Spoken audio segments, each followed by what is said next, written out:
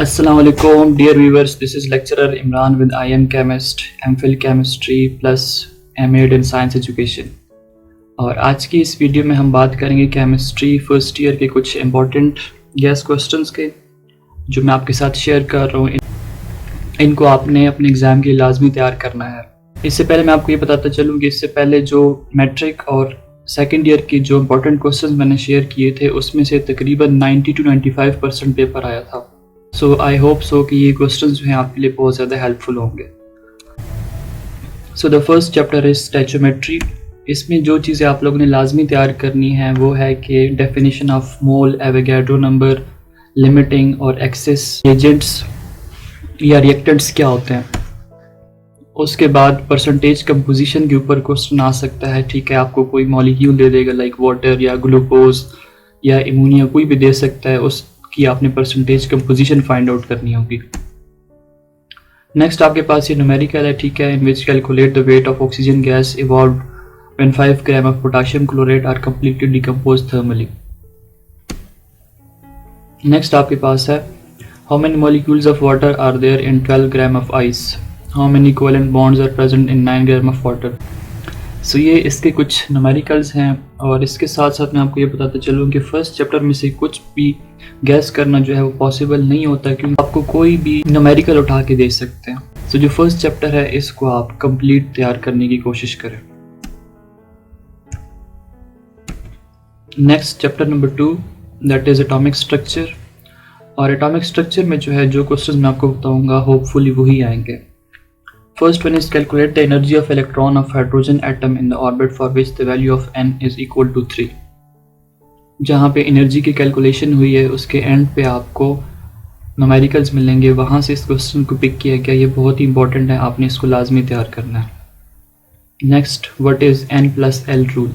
ठीक है, जब आप ऑर्बिटल्स आपको गिवन होंगे, आपको बताएंगे कि भाई इसमें से किसकी एनर्जी कम है, किसकी ज़्यादा है, किसकी पहले फिलिंग करते हैं, किसकी बाद में फिलिंग करते हैं। सो उसके लिए एक रूल हम पढ़ते हैं दैट इज़ n+l रूल। ये आप लोगों ने तैयार करना है। Next why 4s orbital is lower in energy than 3d orbital. अब यही क्वेश्चन जो है इसके अंदर आप लोगों ने n+l रूल अप्लाई करना है। State Heisenberg uncertainty principle. ठीक है, ये आपकी बुक में मेंशन है बोहर एटॉमिक मॉडल के टॉपिक में कि इसने क्या कहा था कि एग्जैक्ट पोजीशन और वेलोसिटी या मोमेंटम जो है वो आप फाइंड आउट नहीं कर सकते। नेक्स्ट प्लैंक्स क्वांटम थ्योरी का क्वेश्चन है कि what is the relationship between energy and wavelength और फ्रीक्वेंसी एंड वेवलेंथ। उसके बाद which quantum number is also called sub shell quantum number. ठीक है, अब इसमें से आपने बताना है कि कौन सा ऐसा क्वांटम नंबर है। 4 क्वांटम नंबर हैं, जैसे आपके पास प्रिंसिपल क्वांटम नंबर है, एजीमुथल क्वांटम नंबर है, स्पिन क्वांटम नंबर है और मैग्नेटिक क्वांटम नंबर है। सो जो एजीमुथल क्वांटम नंबर है इसको हम सब शेल क्वांटम नंबर भी कहते हैं। ठीक है, क्यों कहते हैं आप लोग बुक में से देख लें। Next what is the difference between orbit and orbital. ये आपके पास आ सकता है कि distinguish between orbit and orbital. ये आपके पास आ सकता है कि differentiate between orbit and orbital. So इसको आपने तैयार करना। नेक्स्ट डिफाइन एफबॉस प्रिंसिपल, हॉर्न्स रूल, पॉलीज एक्सक्लूजन प्रिंसिपल। ये आपके पास कुछ इसके अहम टॉपिक्स हैं जिनको आप लोगों ने लाजमी इनकी डेफिनेशंस याद करें और इसके साथ एक एक एग्जांपल भी आपको लाजमी आनी चाहिए। नेक्स्ट जहाँ पे आप डिफेक्ट्स पढ़ते हो बोहर एटॉमिक मॉडल के, वहाँ पे एंड पे लिखा हुआ है जेमिन इफेक्ट और स्टार्क इफेक्ट। ये इंपॉर्टेंट है। Explain hydrogen spectrum on the basis of Bohr's atomic theory. अब हाइड्रोजन स्पेक्ट्रम बोहर ने कैसे ऑब्टेन किया था कि जब आपके पास उसका इलेक्ट्रॉन लो एनर्जी पे होगा, एनर्जी एब्जॉर्ब करेगा, हाई एनर्जी पे जाएगा, वहाँ से जब दोबारा नीचे आएगा तो एनर्जी इमिट करेगा और उसका आप स्पेक्ट्रम ले लेते हो। सो इसको आपने बोहर एटॉमिक थ्योरी से तैयार कर लेना है। नेक्स्ट स्पेक्ट्रम होता क्या है और कंटिन्यूस और लाइन स्पेक्ट्रम के बीच में डिफरेंसेस क्या होती हैं। नेक्स्ट आपके पास है write down the atomic model and its application. Bohr atomic model, actually this is Bohr atomic model और इसके एप्लीकेशंस क्या हैं ये आप लोगों ने तैयार करनी है। What were the defects of Bohr atomic theory. ये आपके पास जो क्वेश्चंस हैं these are for the long question. जो लास्ट के 2 क्वेश्चंस हैं ये आपके पास लॉन्ग क्वेश्चन के लिए बेइंतहा इंपॉर्टेंट है। Chapter number 3 that is theory of covalent bonding and shapes of molecules. इसमें आपके पास लिथियम, ठीक है, मॉलिक्यूल गिवन है, फिर लिथियम केटाइन गिवन है, एनायन गिवन है। आपने क्या करना है, इसमें से देखना है कि कौन सा ज़्यादा स्टेबल है, और आपने आंसर जो इसको जस्टिफाई करना है with the help of molecular orbital theory. How would you distinguish और differentiate between sigma and pi bond? Sigma bond क्या होता है, पाई बॉन्ड क्या होता है, इनके बीच में डिफरेंसेस क्या हैं? ये आपको कम से कम 4 डिफरेंसेस आनी चाहिए। Next, molecular orbital theory explain the paramagnetic character of oxygen. Oxygen का केटाइन, फिर उसका एनाइन, एवेल्युएट इट। अब इसके लिए आपने पूरी MOT जो है मॉलिक्यूलर ऑर्बिटल थ्योरी का जो डायग्राम है वो बना के उसके साथ इसकी एक्सप्लेनेशन करनी है कि कौन सा इसमें से पैरामैग्नेटिक है, कौन सा इसके अंदर डायमैग्नेटिक है। Next, show the formation of fluorine molecule and nitrogen molecule with the help of molecular orbital diagram. Next, why helium do not exist in molecular form? Explain with the help of molecular orbital theory. अब MOT जो है वो ये कहती है कि helium का जो बॉन्ड ऑर्डर है वो 0 है, इसलिए हीलियम मॉलिक्यूलर फॉर्म में एग्जिस्ट नहीं करता। आपने इसको तैयार करना। Next, why the bond angle in water 104.5 is less than ammonia 107.5?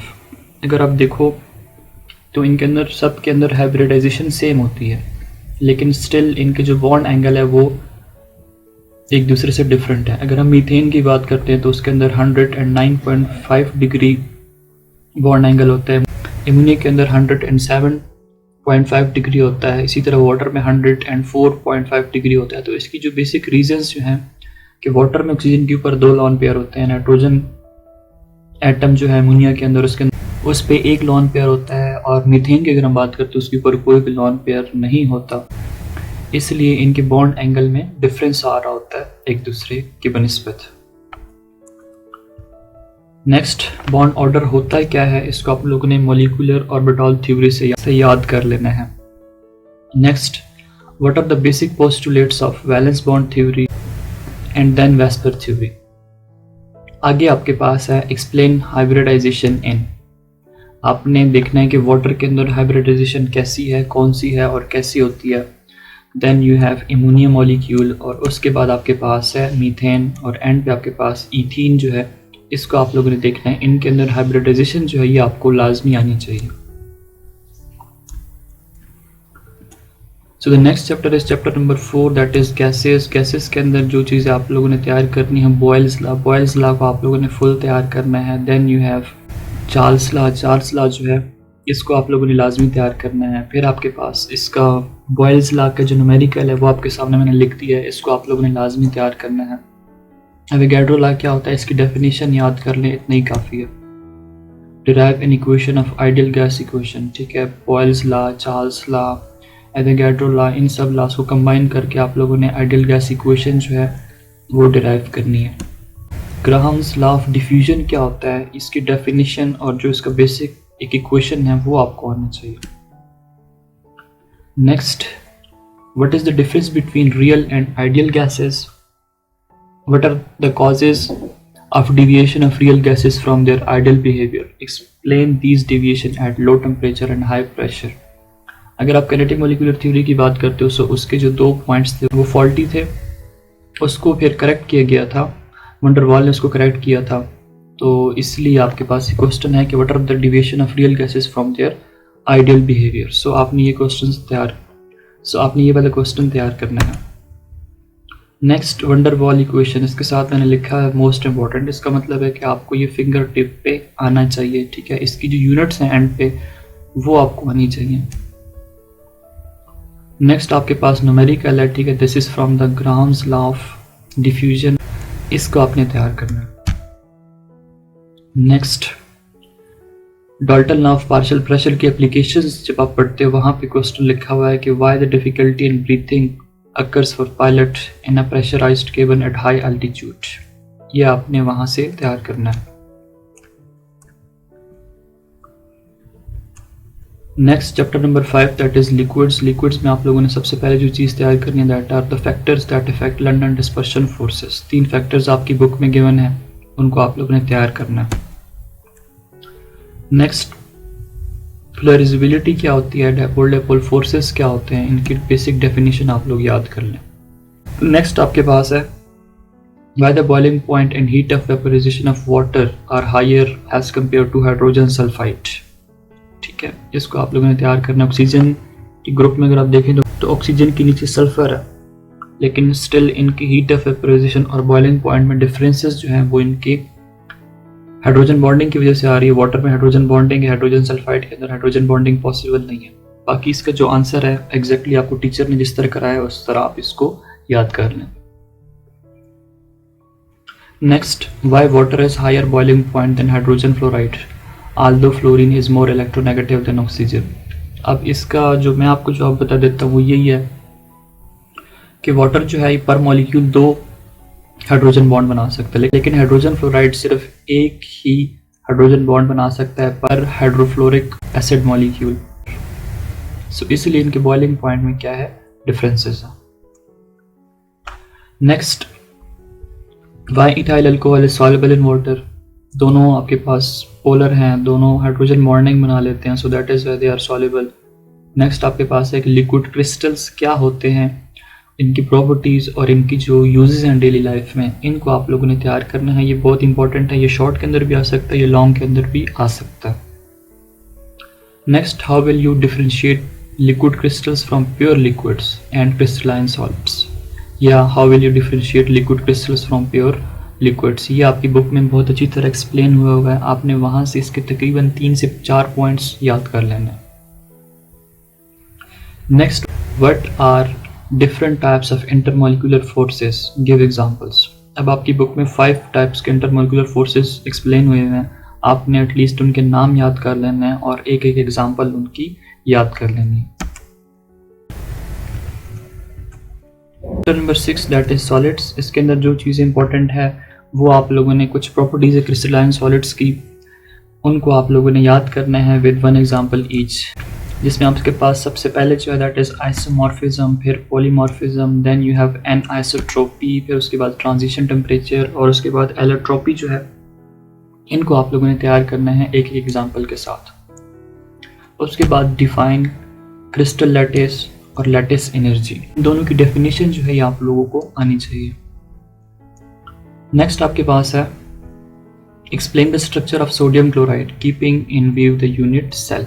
ये इस चैप्टर का सबसे इंपॉर्टेंट टॉपिक है। इस चैप्टर में सिर्फ 2 ही टॉपिक्स हैं, एक क्रिस्टलाइन सॉलिड्स हैं, दूसरा आपके पास यूनिट सेल की बात कर रहे हैं, वो भी सिर्फ सोडियम क्लोराइड की। तो सोडियम क्लोराइड के बारे में जो लिखा है आपकी बुक में, यूनिट सेल किस तरह बनता है वो आप लोगों ने तैयार करना है।